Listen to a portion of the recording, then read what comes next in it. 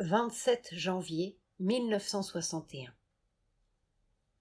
À propos des réactions moralistes d'une certaine personne qui pense que tel ou tel acte fâche Dieu. Ça, ils ne le pensent que trop, que Dieu peut être fâché contre eux.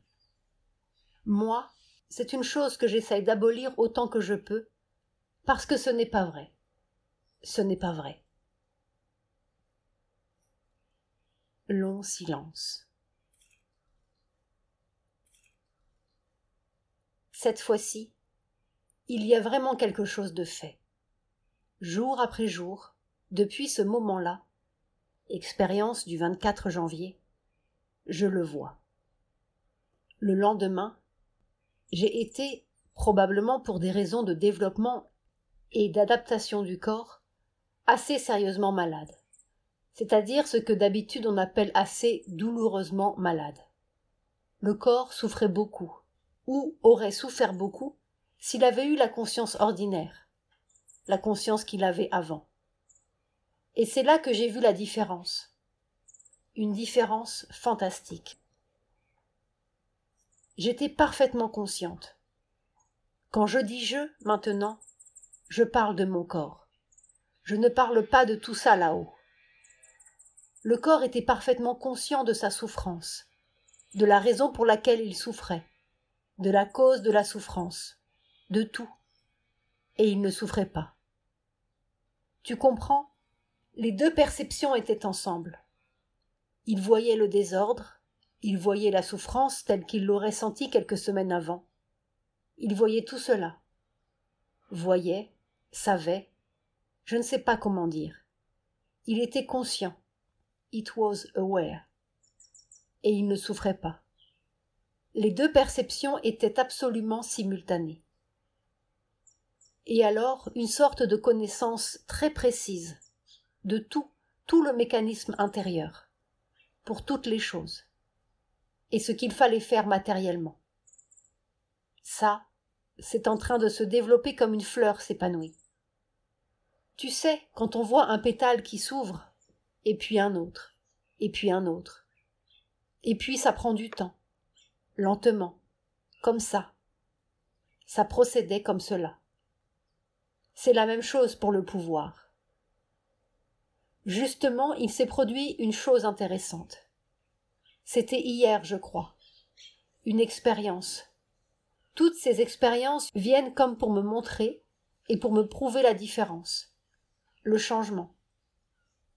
Quelqu'un a eu un rêve me concernant, qui lui avait été soufflé par les forces adverses pour des raisons précises. Je n'entre pas dans les détails. Cette personne était très affectée. Elle a écrit son rêve et me l'a donné. J'ai emporté la lettre comme d'habitude avec les autres, mais j'ai su qu'il fallait que je la lise tout de suite. J'ai lu. Alors j'ai vu, mais avec une clarté, une précision, une exactitude, toute la chose. Exactement comment cela avait été fait, comment le rêve a été produit, l'effet que le rêve avait eu, tout le fonctionnement de toutes les forces. Et alors, au fur et à mesure que je lisais et que cela se déroulait, je faisais à son égard. Il était là. Ce qu'il fallait pour défaire ce que les autres avaient fait.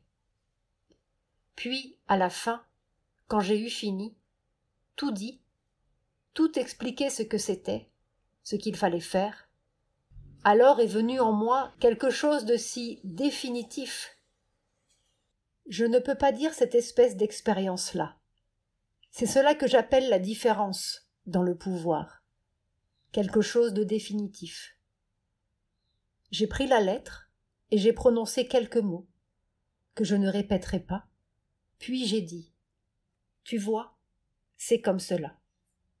Voilà pour ça. » Alors j'ai déchiré une première fois. Puis, tu vois pour ça. Voilà. J'ai déchiré une deuxième fois.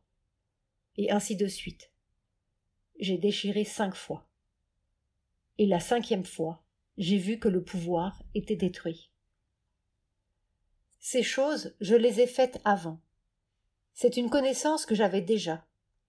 Et quand je les faisais, ça avait toujours son effet. Je ne passe pas de l'impuissance à la puissance. Ce n'est pas cela du tout. Mais c'est cette espèce de...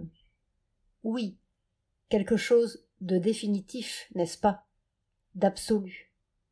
Une sorte d'absolu dans la vision, dans la connaissance, dans l'action, et surtout dans le pouvoir. Une espèce d'absolu qui non seulement n'a pas à conquérir des obstacles, des résistances, mais qui annule automatiquement la résistance. Alors là, j'ai vu qu'il y avait vraiment quelque chose de changé. Après une digression, Mère donne un autre exemple du changement. Je t'avais dit quelque chose à propos de la puissance de la volonté. Je ne t'ai pas dit cela? Hier, j'ai vu R. Il me posait des questions sur son travail et surtout à propos de la connaissance des langues. Tu sais que c'est un érudit et qu'il connaît très bien les vieilles traditions. Et alors, cela m'a mise en rapport avec tout ce monde. Et j'ai commencé à lui parler un peu de ce que je t'ai dit, de mon expérience du Veda. Et tout d'un coup, de la même façon que je t'ai dite, quand je me suis mise en rapport avec ce monde, c'est comme si tout un domaine s'ouvrait, tout un champ de connaissances au point de vue des langues, du verbe, de la vibration essentielle, celle qui pourrait reproduire la conscience supramentale. Tout cela est venu, mais clair, clair, clair, lumineux, indiscutable. Malheureusement, il n'y avait pas de micro. Il s'agit du verbe, du premier son. Sri Aurobindo en parle dans Savitri. Le verbe essentiel et comment il pourra s'exprimer. Comment il va amener la possibilité d'une expression supramentale qui remplacera les langages. J'avais commencé par lui parler des différentes langues, de leurs limitations, de leurs possibilités, et je l'avais mis en garde contre les déformations que l'on donne aux langues avec l'idée que cela les rendra plus souples pour exprimer quelque chose d'autre. Je lui ai dit que tout cela était tout à fait ridicule, que cela ne correspondait pas du tout à la vérité. Et puis, petit à petit, je suis montée à l'origine. Alors, là aussi, hier, j'ai eu cette même expérience. Tout un monde de connaissance et de conscience. Et de certitude, n'est-ce pas? Il n'y a aucune possibilité de contradiction, de discussion, d'opposition. Ça n'existe pas. Ça n'existe pas. Et le mental absolument silencieux, immobile. Et dans ce cas-là, il écoutait avec un plaisir évident, parce que c'étaient des choses qui n'étaient jamais venues dans ma conscience avant. Je ne m'en étais pas occupée de cette façon-là. C'était tout à fait nouveau. Pas tout à fait nouveau en principe, mais tout à fait nouveau en activité. Les expériences se multiplient. Un son qui peut amener la force supramentale?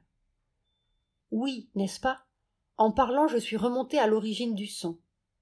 Dans Savitri, Sri Aurobindo décrit cela tout à fait bien. L'origine du son. Le moment où ce qu'on appelle le verbe devient un son. Et alors j'ai eu une sorte de, de perception du son essentiel avant qu'il devienne un son matériel. Et j'ai dit, au moment où ce son essentiel deviendra un son matériel, cela donnera naissance à la nouvelle expression qui exprimera le monde supramental.